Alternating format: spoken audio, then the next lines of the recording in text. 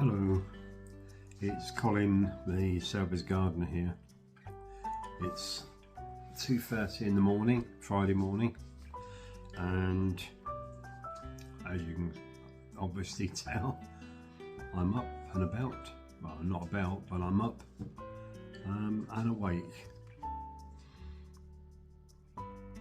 And so far I've had about 1 hour sleep.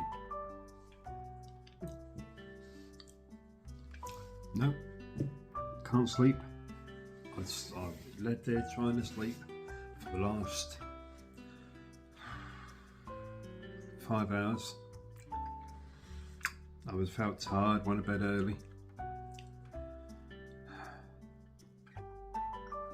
Fell asleep sometime after 11 o'clock. Woke up sometime between 12 and 1. And I've been led there tossing and turning, trying to get asleep.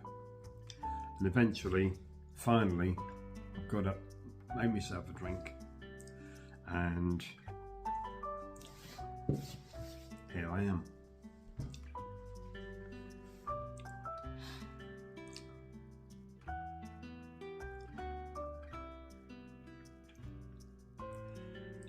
Do you get bouts of insomnia? What do you do if you get bouts of insomnia? Let me know.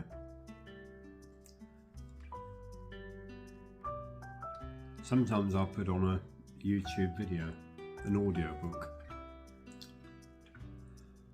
Sometimes I'll hear it from start to finish. Other times it becomes so boring I fall asleep.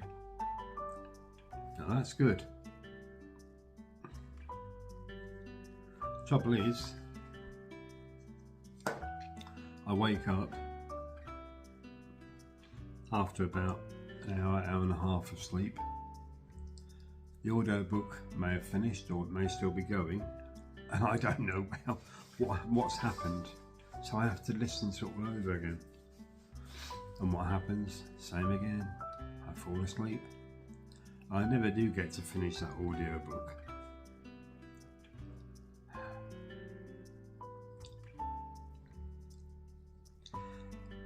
When you're up at this time of morning, especially in the winter, there's nothing you can actually do. You can't start house cleaning. You've got neighbours to think about. You don't want to wake them up, especially if there's children. So you sit, you have a cup of tea, or you have a coffee, whatever you're going to drink, and you might put the telly on low. I don't use the telly. I only watch YouTube. I gave up watching television about a year and a half ago, just over a year and a half ago now.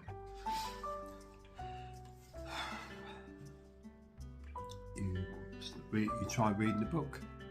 Yes, if you're lucky, it'll send you to sleep.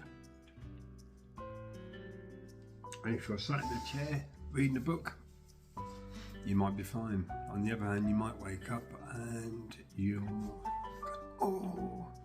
shouldn't have, fallen asleep in the chair.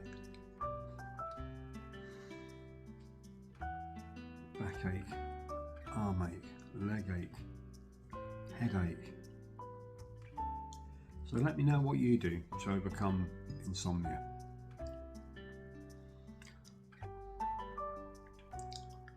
It has been said to me that when you've got insomnia, you should go and have a couple of stiff gins or a couple of stiff whiskies. That's fine if you drink a lot of alcohol, or if you drink alcohol at all.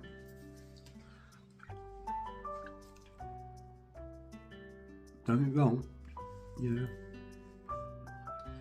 I'm quite happy to have the odd drink now and again, but it's very rare.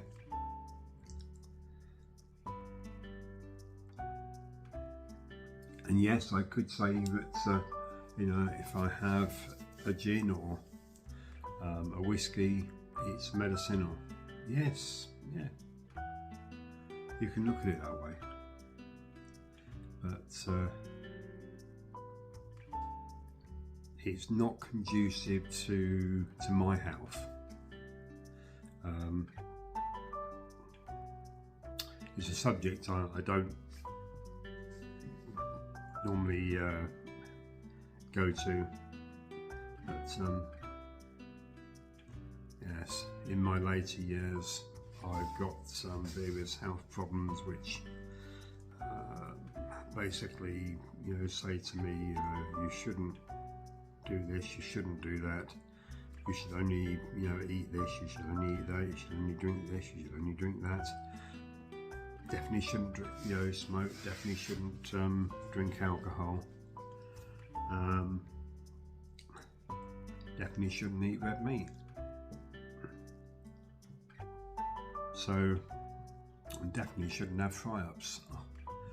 Fried up breakfast. It's the one thing you do miss, isn't it? But yeah, it's a strange world we now live in. We live in a world ruled by how we live.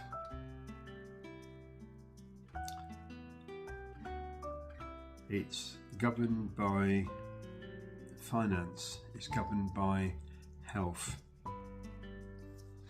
it's governed by computers, AI systems. It's not governed by how we used to live, which was our world, our house is our castle. We are our own kingdom.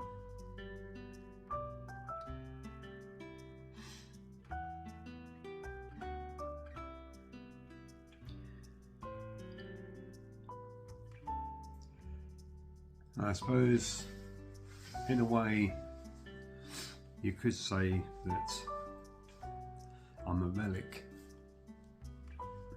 because I still believe in a lot of the old ways of living. After all, I was born in the early 50s, born the year that World War II rationing actually finished, which was, believe it or not, 1952.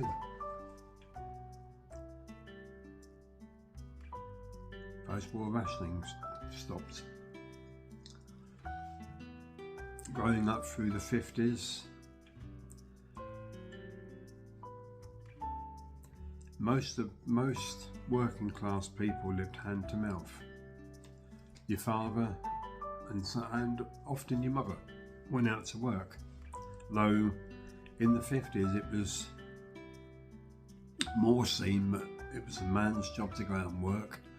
The wife stayed at home, looked after the home, did the cooking, and if there was children, looked after the little ones, looked after the kids. And as the years rolled on, women then started going to work. I've got no opinion on whether women should work or should not work, whether they should stay at home or whether they should, go to work. It's not for me to comment. I'm neutral about it. There's lots of women out there that can work much better than men.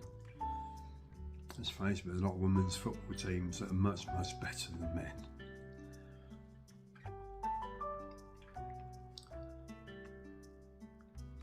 I believe in equality, whether it be race, ethnicity, gender, whatever, class, there should be equality. So growing up in the 50s, it taught you basically to be self-reliant. It taught us to be make, do and mend.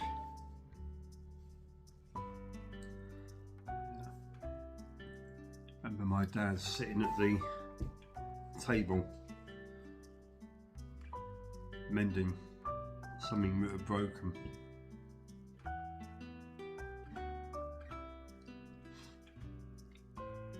Whether it be looking at seeing if you can mend the transistor radio, or mending the clock so that the alarm worked, so you knew what time to get up to go to work.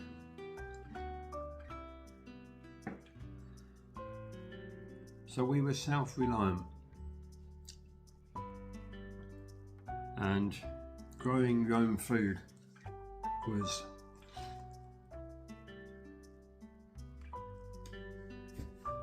what happened during the war, and that carried on into the 50s.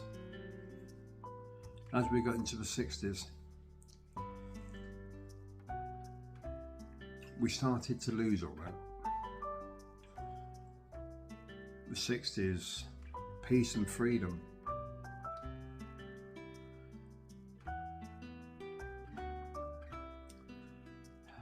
By the time I was ready to leave school, which was 1967, seems a long time ago, doesn't it? It was very much peace, love, freedom. Vietnam War was still going. Beatles were, big. Songs like Hey Jude. If you look into that song, we'll find it's not actually what people thought.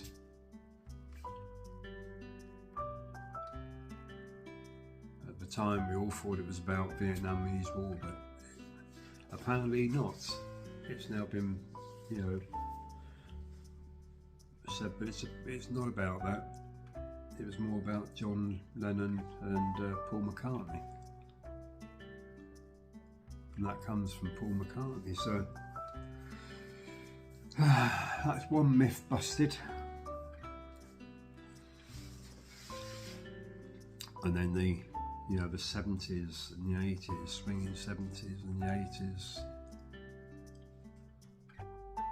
Then came the 90s.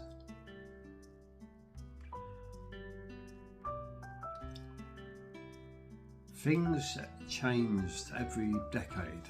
Something changed. The 50s was, life seemed a lot simpler, a lot easier. The 60s,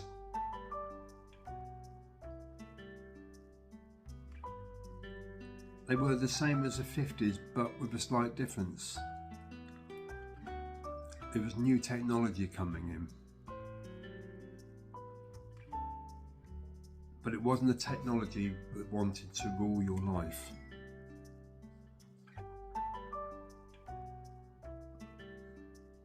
It was a technology you could use to enhance your living, but that didn't rule what you did and how you lived. And there seemed as teenagers to be much more freedom. There was definitely more freedom than our parents had. Our parents grew up, and if you went out, you had a suit on, you had a tie on.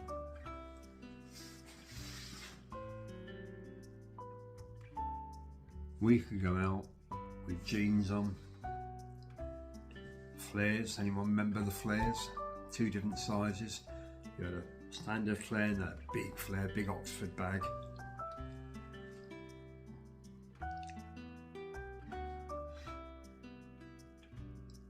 And it was just that easier style, and it didn't matter. You could wear colour. You could wear, flowered shirts, brightly coloured jeans even. But when you went to a dance, what did you do?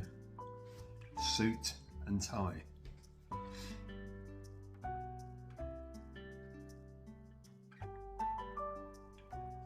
then in the 70s, a lot of the dance halls started being turned into bingo halls. They said there was more money in bingo than there was in having a dance hall for youngsters. Such a shame, because suddenly that freedom started to be stripped away. And as time rolled on, teenagers and us 20-somethings, we suddenly found we had nowhere to go. Those little, coffee bars, the milk bars, they was all disappearing. They were becoming restaurants or posh bars, specialised coffee places.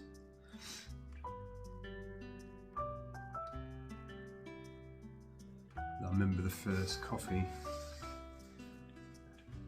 place I went into, and I say place because what do we call them now? We don't go into Costa or Starbucks and say, oh, it's a cafe, do we? It's Costa or Starbucks. We haven't got an actual name for them. We call them by their trade name. And first time I've ever tasted coffee, and went in, and I thought, yeah, I'm going to have a coffee. Try coffee. So I said, can I have a coffee? It was, yes, what would you like? A coffee? What type of coffee, sir? Well, what type are they? And you're suddenly bombarded with a stream of different coffees, Colombian, Kenyan, and so on. And all you wanted was to try a coffee. So you go, okay, so, what would you have? Okay, well, why don't you try a Colombian? Okay, try a Colombian, yeah, that sounds good. And what type? Type? Well, how many types are there? Oh my God, let me have a list. So okay, so I chose one. And I said, is that a good choice? But, yes, a very good choice. There he is, there he is, the barista making the coffee.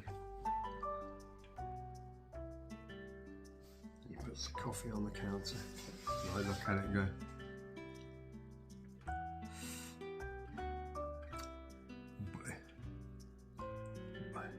is there any other? Is there any more? No, sir, that's what it is. It was like a shot of rum, about the same size too as a single shot of rum. And yeah, okay. Do I add any milk to it? Oh no, sir. No, sir. No. That's how it is. Oh.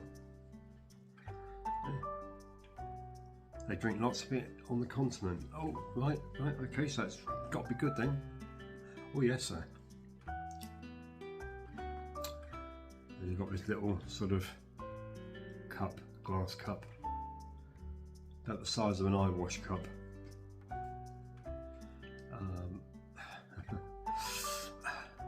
Oh, you just drink it down in one go, sir. It's a shot of coffee. Oh. Bit like a shot of rum or whiskey then. Yes, sir, you've got that. That's the idea. Yeah. Okay, so okay. Well, it smells very strong, but then I don't know what coffee smells like in any case, do I? So I've never had coffee before. Okay. Yeah. Just down in one shot. Oh yes, sir, yes, down in one shot. Okay. Oh well, down the hatch.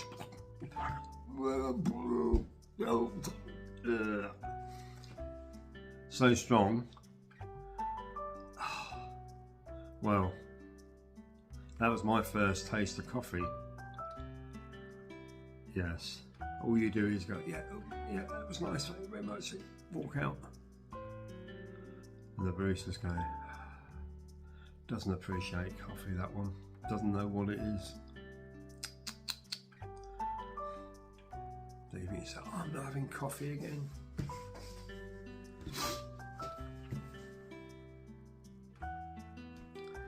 And then, as far as coffee is concerned, it got worse because I still didn't drink coffee. Went through to the 80s and didn't drink coffee. And about 1983, I went to Germany. Do you know, in 1983, trying to find a cup of tea in Germany was just about impossible. Yep. Even the hotel did not have tea. Coffee, black. And very bitter. A cafe. Coffee, black and bitter. I was in Germany for about 5 days. Frankfurt, Mainz, Wiesbaden. Went around the areas as well. So made sure my 5 days were well spent. A day in each of the cities, and some travelling outside of the cities as well. So I made the most of it. But black coffee, 5 days of black coffee. By the time I left Germany,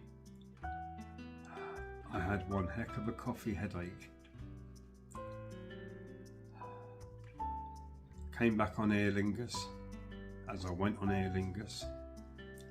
Now that was an airline which I must admit, it was the first time I ever flew, but the service on that airline was absolutely fantastic. And yes, we had tea. I think it's about an hour and a quarter's flight, that was. Hour and a half flight at the time. I think I must have drunk about 4 cups of tea. So by the time we landed and got to the airport, before I got out of the airport, I had to go and relieve myself.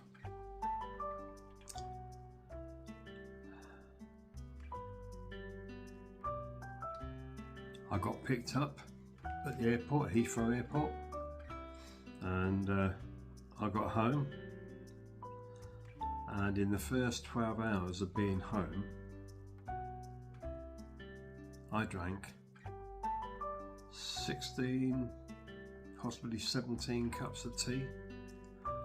I was so withdrawn that I had the shakes. I was actually shaking.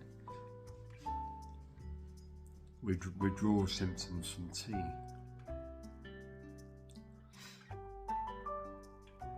And I never drank a cup of coffee after that for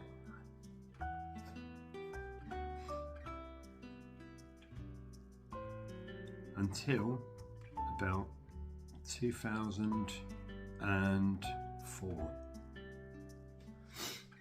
Yes. So for around 19 years, I never drank coffee. So in the whole of my life, up till from 52 till 2004, I'd only ever drunk coffee in Germany and a one-shot coffee in the UK. Now we go into Costa's, we go into Starbucks, and what do? Oh, latte, you know, cappuccino, and mocha, and we don't even think about it. We just do it, and you know, you go, oh, shall I have a cup of tea? No, it's a coffee. I even find myself going into a cafe now, and I don't ask for a tea. I say, do you do a latte? Then I'll have a latte, please. More and more now, I ask for you know, specialised teas. I'm not supposed to drink much coffee. I'm not supposed to drink much tea. Green tea, I'm told, is good for me, but maybe good, but it don't taste great, does it? Specialised teas like berry teas and ginger teas and peppermint teas. When you've made your own from actual raw ingredients at home, what's in these silly little packets? I've got no taste. They're not strong enough. I know they make them so that it suits everybody's palate, but they could give them a bit more flavour. Just that little bit more oomph.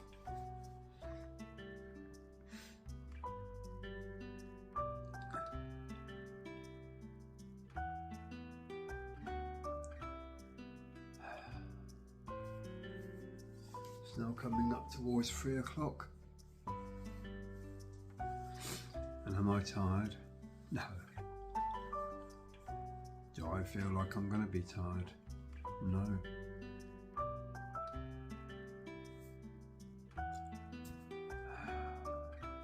That's enough ramblings for me. I think I'll go and make myself another cup of tea. There's only one problem. This tea contains the last of the milk. I forgot to buy some milk. I thought to myself, I need some milk for Friday morning.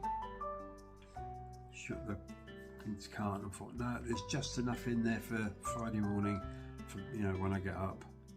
And then I've got to go out Friday morning, so I'll get some milk then. Yeah. Who's the idiot now? Who should have gone and got some milk?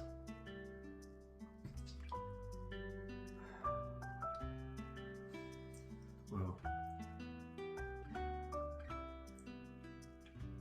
I wish you good night's sleep, and I expect I'll get to about 9 o'clock this morning, and who knows, I might feel sleepy. But then I won't be able to go to sleep because I've got to go out.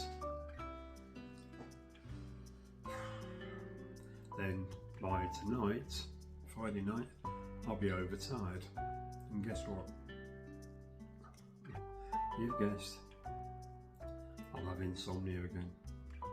So for me and my cup of tea, I wish you good night. And I'll catch you in the day sometime. Take care, stay safe.